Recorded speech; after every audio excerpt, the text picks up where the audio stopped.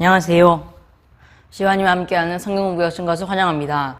무더운 날씨와 급속히 확산되는 코로나 확산세 가운데서도 하나님께서 눈동자처럼 여러분을 지켜주시기를 소망합니다. 이번 시간에는 히브리서 11장에서 믿음의 모범들에 대해서 살펴보도록 하겠습니다. 주요 포인트 3가지를 살펴보겠습니다. 첫 번째는 믿음이란 무엇인가 이고, 두 번째는 모세의 믿음이고, 세 번째는 믿음과 완전함입니다.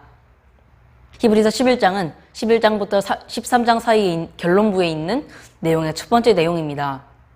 11장에서는 믿음의 특성과 믿음의 모범들에 대한 내용이고, 12장에서는 믿음과 인내에 대해서 나오고, 13장에서는 하나님의 백성으로 사는 삶에 대해서 나오게 됩니다. 11장은 10장 35절부터 39절에 인내와 믿음 단락과 12장 1절부터 3절에 나오는 인내와 믿음 단락 사이에서 믿음과 모범들이라는 주제가 담겨 있습니다. 또 히브리서 11장도 1절부터 2절에 나오는 도입부와 39절부터 40절에서 나오는 결론부 사이에서 믿음의 모범들이라는 주제가 담겨져 있습니다. 히브리서 11장을 시작하는 도입부는 믿음에 대한 찬사로 시작하면서 동시에 11장 전체의 틀을 제공하는 역할을 합니다. 먼저 1절을 보면 믿음은 바라는 것들의 실상이다라고 말해줍니다. 저자는 여기서 믿음을 바라는 것들의 관점에서 설명합니다. 이처럼 믿음은 미래적인 목표를 얻는 것과 연결되어 있는 것이라고 할 수 있습니다. 우리는 여기서 실체에 대해서 잘 알아야 합니다. 이 단어는 주관적인 의미인 확신과 객관적인 의미인 실체가 포괄적으로 들어있는 단어입니다. 그래서 저자는 믿음이라는 주관적인 의미 사이에서 확증이라는 객관적이고 구체적인 목표를 설명합니다. 즉 1절에서 말하는 믿음은 바라는 것들, 곧 하나님의 구원이 우리에게 실체로 주어지리라는 것을 확신하는 것이다 라고 설명을 해줍니다. 저자의 믿음에 관한 선언은 또 있습니다. 바로 1절 하반절에서 나오는 믿음은 보이지 않는 것들의 증거다 라는 것입니다. 여기서는 보이지 않는 것들이라고 나오는데 이것은 두 가지로 설명할 수 있습니다. 첫 번째는 아직 실체로 드러나지 않았기 때문에 지금 보이지 않는 것이고, 두 번째는 초월적인 존재이기 때문에 아예 감각적으로도 보이지 않는 것입니다. 이 두 가지 보이지 않는 것들과 믿음이 어떻게 연결될까요? 저자는 여기서 믿음을 보이지 않는 것들의 증거, 즉 입증해주는 것이라고 합니다. 여기서도 1절 상반절처럼 믿음은 바라는 것들의 실상이다 라는 것처럼 주관적인 확신과 객관적인 확증이 동일시되고 있습니다. 하지만 이 경우에도 히브리서 저자는 믿음을 논리적으로 정리하려 하는 것이 아니라 설명하라고 합니다. 결국 믿음은 보이지 않는 것들의 증거다라는 것도 문장으로 설명을 하고 있는 것입니다. 이것은 믿음의 태도나 이에 근거한 행동은 지금 보이지 않는 실체가 확증되는 결과를 가져온다라는 설명으로 결과가 나게 됩니다. 그렇다면 이러한 확증은 어떻게 주어질까요? 첫 번째로 2절에서 선진들이로서 증거를 얻었느니라 라고 한 것처럼 이것은 미래의 소망이 실현되면서 확증이 주어집니다. 또 두 번째로는 하나님께서 아브라함에게 아들을 주겠다고 약속하신 것처럼 하나님께서 말씀으로 보증하시고 약속하심을 통해서 믿음의 확증이 주어지게 됩니다. 하지만 이 믿음은 단순히 지적인 인지나 심리적인 확신에만 그쳐지는 것이 아닙니다. 왜냐하면 믿음에는 반드시 믿음에 따른 행동이 필요하기 때문입니다. 미래적이고 보이지 않는 것들에 대한 믿음은 온갖 시련과 어려움을 인내하면서 행동할 수 있는 동기를 부여하는 역할을 하게 됩니다. 이처럼 믿음은 그에 따른 행동을 낳고 인내 행동은 오히려 그 믿음을 확증해주는 서로 상호적인 관계를 갖고 있다고 할 수 있습니다. 두 번째로 믿음의 모본들에 대해서 살펴보겠습니다. 이 내용은 두 가지 내용으로 나눌 수 있습니다. 첫 번째는 믿음으로의 형식을 따르는 내용이고 이 내용이 3절부터 31절에 있습니다. 또 두 번째는 믿음으로 형식을 따르지 않는 내용입니다. 첫 번째로 믿음으로 형식을 따르는 내용에 대해서 살펴보도록 하겠습니다. 히브리서 11장 3절부터 38절에서는 무려 18차례나 믿음으로라는 형식이 반복되고 있습니다. 그런데 이 믿음으로라는 말은 문장의 맨 앞에 위치합니다. 이것은 결코 우연이 아닐 것입니다. 저자는 믿음으로를 맨 앞에 배치해서 믿음 주제를 강조하고 있는 것입니다. 믿음으로라는 형식을 따르는 첫 번째 내용에서는 아벨부터 가나안 정복까지의 그 인물들을 믿음의 모범으로 소개하고 있습니다. 이 인물들은 크게 세 가지로 구분할 수 있습니다. 첫 번째는 창조부터 노아가 나오는 히브리서 11장 3절부터 7절의 내용이고, 두 번째는 아브라함부터 요셉까지 나오는 히브리서 11장 8절부터 22절의 내용이고, 세 번째는 모세부터 가나안 정복까지의 내용이 23절부터 31절에서 나오게 됩니다. 우리는 이 중에서 첫째 단락에서는 아벨, 둘째 단락에서는 아브라함, 세 번째 단락에서는 모세의 믿음에 대해서, 특히 모세의 믿음에 대해서 구체적으로 알아보도록 하겠습니다. 히브리서 11장 3절을 읽어보겠습니다. 믿음으로 모든 세계가 하나님의 말씀으로 지어진 줄을 우리가 아나니 보이는 것은 나타난 것으로 말미암아 된 것이 아니니라. 3절은 믿음으로라는 형식을 사용한 첫 번째 문장이며 1, 2절과는 뚜렷이 구분되는 것을 볼 수 있습니다. 믿음의 모범들에 앞서 저자는 수신자들의 믿음을 먼저 다루게 되는데, 이것은 매우 의도적인 것입니다. 아마도 저자는 이러한 개요를 통해서 수신자들이 1절에서 규정되고 있는 믿음, 그리고 앞에서 소개될 모범들의 믿음을 이미 가지고 있는 자라는 사실을 확실하게 인정하고 그 믿음이 무엇이냐라는 설명하는 틀을 짜고 있다고 할 수 있습니다. 저자는 믿음에 대한 예시를 첫 번째로 창조 사건을 말하고 있습니다. 또한 모든 세상이 하나님의 말씀으로 이루어졌음을 강조하고 있습니다. 수신자들은 온 세상, 곧 눈에 보이는 것이 하나님의 말씀, 즉 눈에 보이지 않는 것으로 만들어졌음을 잘 알고 있다라고 저자는 말해줍니다. 그렇다면 수신자들은 자신들의 눈으로 볼 수 없는 창조 사건을 어떻게 알 수 있을까요? 저자는 이것을 그들이 믿음으로 알 수 있었다라고 합니다. 여기서 믿음이란 바로 하나님의 말씀에 의한 창조 사건을 확증하는 하나님의 말씀의 증언, 곧 성경을 확신하는 태도를 말해줍니다. 하나님의 창조를 직접 보지는 못했지만, 또 만져보지는 못했지만 그것을 확신하는 것이 곧 믿음이라는 것입니다. 우리가 창조와 관하여 아무리 많은 논의를 하더라도 마침내 낳는 것은 믿음의 문제일 뿐입니다. 왜냐하면 창조의 사건은 우리가 보지 못했고 먼 옛날에 이루어졌던 것이기 때문입니다. 따라서 세상의 기원을 알기 위해서는 하나님의 말씀 창조를 증언해주는 성경에 대한 믿음이 반드시 필요하다는 것입니다. 4절에서는 첫 번째 믿음의 모범으로 아벨을 제시하고 있습니다. 아벨의 믿음은 제사와 연관된 자신의 죽음으로 이르게 됩니다. 이는 하나님께서 자신 살리실 줄을 믿은 예수님의 믿음이 희생제사로 인한 죽음과 서로 연관된다는 것을 처음부터 말하고자 하는 의도가 있습니다. 저자는 아벨이 가인보다 더 나은 제물을 드렸다라고 합니다.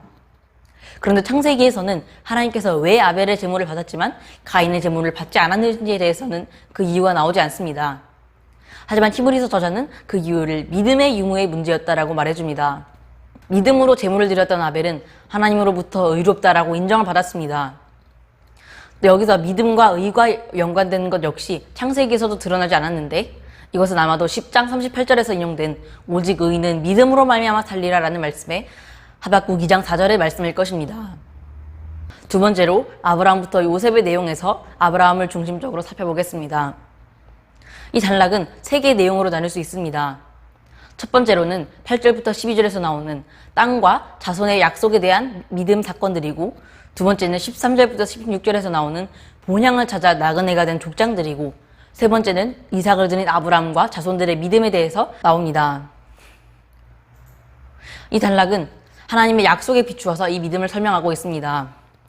이 단락에서 말하는 믿음은 바로 현실적인 희망이 없어 보이는 상황에서도 하나님의 약속이 실체로 주어질 것을 확신하는 것입니다. 그리고 이 믿음의 태도는 아브라함처럼 희망이 없는 상황 속에서도 순종하고 인내할 수 있게 하는 토대가 된다고 합니다. 세 번째로 모세부터 가나안 정복에 대해서 살펴보겠습니다. 이 단락에서 나타난 7번의 믿음으로라는 표현 중에서 4번이 모세와 연관되어 있습니다. 24절부터 26절에 나타난 모세의 모습을 살펴보겠습니다. 첫 번째로 장성하여 바로의 공주의 아들이라 칭함받기를 거절했다는 것입니다. 당시 공주의 아들이라는 칭호는 당시의 최고 권력자의 손자라는 것을 의미했습니다. 모세의 믿음은 바로 자신에게 주어진 특권을 거부하는 모습으로 소개되고 있는 것입니다. 두 번째로 하나님의 백성들과 함께 고난받는 것을 잠시 죄악의 낙을 누리는 것보다 더 좋아했다는 것입니다. 여기서는 모세는 죄악의 낙을 누리기보다 오히려 하나님의 백성과 함께 학대받기를 좋아했다고 합니다. 저자는 놀랍게도 모세가 거절한 이집트의 왕자라는 지위를 죄악의 낙, 즐거움이라고 표현합니다. 하지만 이 죄악의 낙, 죄악의 즐거움이 정확히 무엇인지는 표현하지 않습니다. 아마도 저자가 말하는 죄악의 즐거움이라는 것은 바로 하나님을 떠나서 누리는 즐거움을 말하는 것으로 생각할 수 있습니다. 저자는 또한 이것을 잠시 누리는 것이라고 합니다. 이집트의 지위가 주는 즐거움에 잠시라는 특징은 바로 영원한 그리스도의 구원과 대조되는 것이라고 할 수 있습니다. 히브리서 5장 9절과 9장 12절에서는 자기에게 순종하는 자에게 영원한 구원의 근원이 되시고 오직 자기의 피로 영원한 속죄를 이루셨다고 합니다. 하지만 모세의 믿음은 의지적으로 고난을 선택하는 행동을 수반했었고, 이를 통해서 저자는 믿음과 고난, 행동 사이의 긴밀한 관계를 강조해 줍니다. 저자의 이런 권면은 수신자들에게도 강력한 도전이 됐을 것입니다. 지금 수신자들의 눈앞에는 고난으로 인해서 영원한 구원을 소홀히 하는 위기에 직면했기 때문입니다. 이러한 상황에서도 고난을 선택한 모세의 믿음은 수신자들이 직면한 고난에 대해서 어떤 태도를 취해야 하는지를 잘 말해줍니다. 세 번째는 그리스도를 위하여 받는 수모를 애굽의 모든 보화보다 더 큰 재물로 여겼다는 것입니다. 모세에게 있어서 그리스도라는 말은 잘 어울리지 않을 수 있으나 저자는 아마도 수신자들에게 권면하려 하는 것이기 때문에 수신자들이 듣는 것을 고려하여서 이 말씀을 했을 것입니다. 26절은 애굽의 지위를 버리고 하나님의 백성과 함께 고난을 받는 그런 과감한 결정에 따른 모세의 가치관을 잘 보여줍니다. 당시 애굽은 풍성한 곡물이 생산되었던 강대국이었습니다. 메마르지 않는 나일강 주변의 비옥한 땅에서 그렇게 생산되는 곡물들은 외국에까지 수출하는 정도였기 때문입니다. 그런데도 애굽의 부하보다 그리스도를 위하여 수모를 겪는 것을 더욱더 낮게 여긴다는 것은 바로 모세의 믿음은 모세 가치관에 철저한 영향을 미쳤다는 것을 의미합니다. 이어서 32절부터 38절에서 부가적인 모본들에 대해서 살펴보겠습니다. 이 단락은 지금까지 믿음으로 시작해서 개별적인 모본을 제시하는 양식을 벗어나서 새로운 방식으로 서술됩니다. 여기서는 처음 시작 부분에서는 6명의 이름들이 나열되지만 이는 앞단락처럼 개개인들에 관한 것이라기보다는 좀 더 포괄적인 성격을 띱니다. 이 단락에서는 저자의 분명한 목적과 구성은 잘 알 수가 없지만 내용적으로는 크게 구분할 수 있습니다. 32절부터 35절에서는 승리의 영웅들이 소개되고 후반부 35절부터 38절에서는 고난의 영웅들을 소개해줍니다. 그들의 순서로 보자면 기드온, 바락, 삼손, 입다, 다윗 및 사무엘과 다른 선지자들입니다. 그런데 여기에 있는 정말로 믿음의 모범들이라고 불릴 만한 인물인지 의심이 드는 인물들이 몇 있습니다. 기드온은 하나님께서 자신을 사사로 세우셨음을 믿지 못해서 2번이나 하나님을 시험했었고, 특히 입다는 성급한 서원으로 자신의 딸을 제물로 바치는 그런 실수를 저질렀습니다. 하지만 앞서 말했듯이 저자는 이들의 개개인에 관한 문제라기보다는 좀 더 포괄적인 단락으로서 설명하고 있기 때문에 이스라엘의 역사에 있어서 아모리 족속과 미디안 군대를 쫓아내었고, 저자는 이를 믿음의 결과로 평가하는 듯합니다. 히브리서 11장 39절부터 40절을 읽어보겠습니다. 이 사람들은 다 믿음으로 말미암아 증거를 받았으나 약속된 것을 받지 못하였으니 이는 하나님이 우리를 위하여 더 좋은 것을 예비하여 셨은즉 우리가 아니면 그들로 온전함을 이루지 못하게 하려 함이라. 39절부터 40절에서는 결론에 대해서 그리스도인의 특권을 39절부터 설명해 줍니다. 저자는 이 믿음의 모본들은 믿음을 통해 증거, 즉 인정을 받았으나 약속은 받지 않았다고 합니다. 히브리서 11장에서 그 믿음의 모본들이 나온 이유도 그들이 하나님께 인정받았다. 그럼에도 그들은 하나님께 약속을 받지 못했다는 것입니다. 물론 저자는 11장 33절에서 그들은 약속을 받기도 하며 라고 했습니다. 하지만 이 약속들은 이 땅에서 약속된 전쟁의 승리, 구출, 자손 등을 지칭합니다. 그러나 저자가 여기서 말하는 약속은 완전함으로 표현되는 하나님의 종말론적인 구원을 뜻합니다. 예를 들면 히브리서 2장 10절에서 온전하게 하심이 합당하도다 라고 한 것처럼 말입니다. 구약의 많은 영웅들은 대단한 믿음의 모범들이지만 생전에 그들은 천국의 구원의 약속은 받지 못했습니다. 그런데 하나님께서는 우리를 위하여 더 좋은 것을 예비하셨다고 합니다. 구약의 모범들이 이 약속을 받지 못한 것은 그들의 실책 때문이 아니라 그것은 하나님께서 그렇게 계획하셨기 때문입니다. 하나님께서는 수신자들이 그리스도의 희생제사로 이미 누리고 있는 완전함을 마지막 날에 궁극적으로 완전하게 하는 것을 약속하셨고 계획하셨습니다. 또 그와 동시에 믿음의 모범들도 완전하게 하는 것을 이루는 것을 누리게 되는 것입니다. 오늘의 적용점 3가지를 살펴보겠습니다. 나에게는 믿음 때문에 거절한 지위와 특권이 있는지 생각해 봐야 할 것입니다. 모세는 믿음 때문에 애굽의 왕자라는 지위를 포기했습니다. 설령 나에게 이런 지위가 없더라도 과연 나는 주의를 지키려고, 믿음을 지키려고 다른 사람들에게서 피해를 받는 적이 있는가 되돌아봐야 합니다. 두 번째로, 우리 주위의 죄악의 즐거움이 잠시 있는 것이고 덧없는 것임을 모세처럼 깨닫고 있는가 되돌아봐야 합니다. 세상 사람들은 이 덧없는 것을 위해서, 이 즐거움을 위해서 모든 것을 합니다.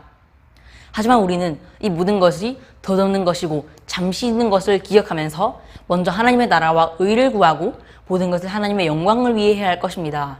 세 번째로, 우리의 믿음은 우리의 가치관과 행동에 철저한 영향을 미쳐야 합니다. 모세의 믿음은 그의 가치관을 변화시켰고 이집트의 왕자라는 지위를 버리고 하나님의 백성과 함께 고난받는 그런 수모를 겪을 수가 있었습니다. 오늘날 우리는 히브리서 수신자들처럼 박해 속에서 살지는 않습니다. 저는 히브리서 11장 말씀에 대해서 이렇게 적용해 보았습니다. 기독교인으로서 사회 속에서 당연히 받아야 할 권리를 요구하지 않고 오히려 그것을 내려놓을 수 있는 것이 히브리서 11장에서 저자가 말하고 싶은 믿음이 아닐까요? 우리는 언제나 낮은 자세로, 낮은 자리로 가서 섬기는 삶을 통해서 세상의 빛과 소금이라는 것을 감당해야 하고 십자가의 길을 감으로 예수님의 제자다라는 삶을 살아낼 수 있는 저와 여러분이 되시기를 소망합니다. 감사합니다.